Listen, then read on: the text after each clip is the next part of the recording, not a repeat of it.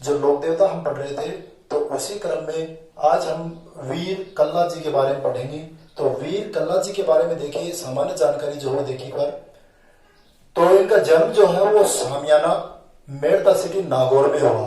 देखिए सबसे पहले तो आप ये जानकारी ले लीजिए कि रिश्ते में ये मीराबाई के भतीजे थे।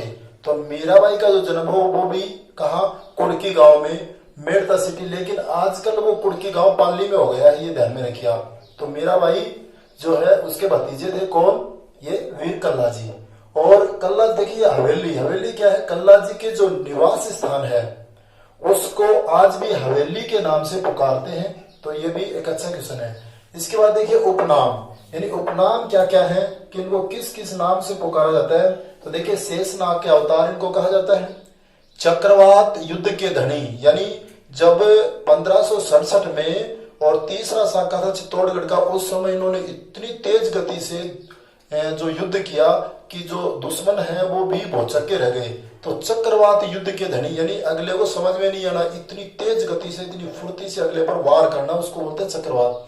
तो चक्रवात युद्ध के धनी, केहर कल्याण, कमध्वज बाल ब्रह्मचारी, योगी और 4 हाथों वाले देवता। देखिए 4 हाथों वाला देवता इनको क्यों कहा गया है, क्योंकि जब ये चित्तौड़गढ़ के तीसरे साके में लड़ रहे थे तो उस समय जयमल का नाम सुना होगा, तो जयमल को इन्होंने अपने कंधे पर बैठा लिया। तो 2 हाथों से जयमल लड़ रहे थे और 2 हाथों से ये खुद लड़ रहे थे। तो युद्ध भूमि में ऐसा नजारा देखने को मिल रहा था जैसे कोई 4 हाथों वाला देवता उतर करके युद्ध लड़ रहा हो, इसलिए इनको 4 हाथों वाला देवता के नाम से जाना जाता है। लेकिन इनके गुरु थे योगी भैरवनाथ, ये याद रखिए, योगी भैरवनाथ जो है इनके गुरु थे, ये योगी थे खुद और जड़ी बूटियों के ज्ञाता थे। इस तरह से ये खुद भी जड़ी बूटियों के ज्ञाता थे, कौन, कल्ला जी भी। अब देखिए प्रमुख पराक्रम, ये क्वेश्चन अलग से पूछा जा सकता है कि चित्तौड़गढ़ के किस साक्य से संबंध है कल्ला जी का। तो याद रखिए तीसरे साक्य से संबंध है, जो 1567-68 की बात है। और इस समय अकबर ने जो चित्तौड़गढ़ पर आक्रमण किया था और इस युद्ध में अकबर के विरुद्ध लड़ाई लड़ी थी किसने, कल्ला जी राठौड़ ने, ये याद रखिए आप। अब देखिए योगाभ्यास और जड़ी बूटियों के ये ज्ञाता थे, यानी आयुर्वेद के ज्ञाता थे, कौन, वीर कल्ला जी। अब इससे आगे देखिए हम पढ़ते हैं, इससे आगे हम पढ़ते हैं जो ये कल्ला जी राठौड़ है इनके बारे में। तो देखिए कल्ला जी राठौड़ जो है इनकी सिद्ध पीठ, ये हम पढ़ेंगे, जो सिद्ध पीठ है इनकी वो रनेला बांसवाड़ा में है। और ये ध्यान में रखिए, इससे संबंधित एक क्वेश्चन है कि यहाँ जो रोगी पशु है, पागल कुत्ता है, गोयरा, सर्प आदि जो विषैले जानवरों के द्वारा दंशित व्यक्ति का इलाज किया जाता है। तो सिद्ध पीठ कहाँ है, रनेला बांसवाड़ा में इनकी सिद्ध पीठ है।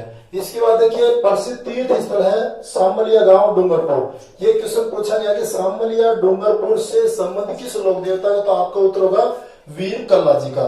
इसके बाद देखिए नागराज का अवतार, इससे पहले भी मैंने बताया था कि सर्पों के जो देवता है वो 3 लोक देवता हुए, कौन कौन से, इसके मैंने एक सूत्र बताया था, गोतक गोगा जी, और इसके बाद तेजा जी और कैसे कल्ला जी, ये तीनों ही जो है सर्पों के देवता माने जाते हैं। चित्तौड़गढ़ दुर्ग में भैरव पोल पर इनकी छतरी बनी हुई है, क्योंकि चित्तौड़गढ़ में इन्होंने बहुत बड़ा पराक्रम दिखाया था, मैंने बताया, अकबर के विरुद्ध लड़ते हुए।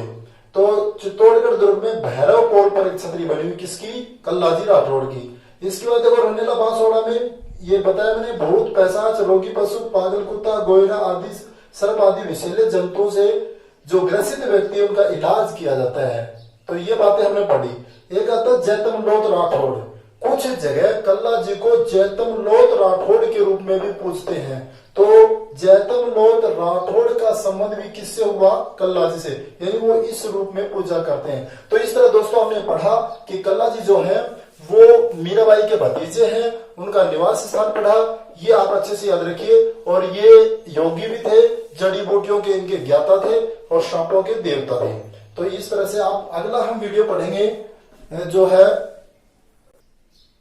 देखिए तल्लीनाथ जी के बारे में हमें ये जानकारी होनी चाहिए। तल्लीनाथ जी जो है इनका मूल नाम है गांगदेव राठौड़, ये अच्छे से याद रखिए, बहुत ही महत्वपूर्ण है। गांगदेव राठौड़ जो है इनका मूल नाम था और इनके गुरु थे जलंधर नाथ।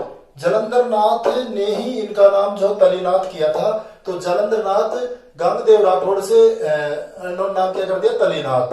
अब देखिए इनका जन्म कहाँ हुआ, जन्म इनका हुआ शेरगढ़ जोधपुर में इनका जन्म हुआ, और ये राज परिवार से संबंध रखते थे, यानी ये वीरम देव के पुत्र थे जो एक शासक थे यहाँ के शेरगढ़ के। अब देखिए मंदिर जो है इनका वो कहाँ है, पांचोटा गांव में एक पहाड़ी है, पंचमुखी पहाड़ी, याद रखिए पंचमुखी पहाड़ी पर, और इनकी घोड़े पर सवार जो है एक मूर्ति लगी हुई यहाँ इस मंदिर में, और यही इनका बड़ा मंदिर है। अब देखिए एक बड़ी बात ये क्वेश्चन आया हुआ है कि किस लोक देवता के नाम की ताती या डोरा बांधा जाता है। देखिए भक्त लोग जब कोई बीमार हो जाता है तो इनके नाम का एक डोरा बांध लेते हैं, और वो जैसे ठीक होता है वो डोरा वहां चढ़ा के आते हैं, ऐसी मान्यता है। तो ताती या डोरा बांधते हैं इनके नाम का, यानी कोई पशु बीमार हो जाए या व्यक्ति बीमार हो जाए तो इसके नाम का एक डोरा बांधते हैं जो वहां पर खोल के आते हैं। तो ताती से संबंध किसका हुआ, तल्लीनाथ जी का, याद रखिए। इसके बाद देखिए बड़ी बात यह है कि ये प्रकृति प्रेमी थे, और प्रकृति प्रेमी थे। आज भी इनका जो क्षेत्र है उसको ओर्ण माना जाता है। ओर्ण क्या होता है कि वह धार्मिक स्थल जहां पेड़ पौधे काटने में मतलब एक परंपरा चली आ रही है नहीं काटा जाए, एक देवत्व माना जाता है, यानी कोई वहां रोक नहीं लगाता, लेकिन खुद के एक मन में होता है कि वो एक मान्यता होती है कि वहां पेड़ काटना मना है, तो उस क्षेत्र को बोलते हैं ओर्ण। तो यहाँ जो है वो इनके प्रताप के कारण ही लोग यहाँ पेड़ नहीं काटते, और ये प्रकृति प्रेमी थे, पेड़ पौधों को बचाने में इन्होंने योगदान दिया। आगे हम संत में पढ़ेंगे जाम्बोजी, वो भी इस तरह के प्रकृति प्रेमी थे। तो दोस्तों मैं समझता हूँ ये दोनों ही वीडियो आपको समझ में आए होंगे। अगर अभी तक आपने इसको सब्सक्राइब नहीं किया तो सब्सक्राइब जरूर कर लें, और साथ ही साथ बेल आइकन जरूर दबाएं ताकि आने वाले जो भी वीडियो उनका नोटिफिकेशन आपको मिल सके, और भी बहुत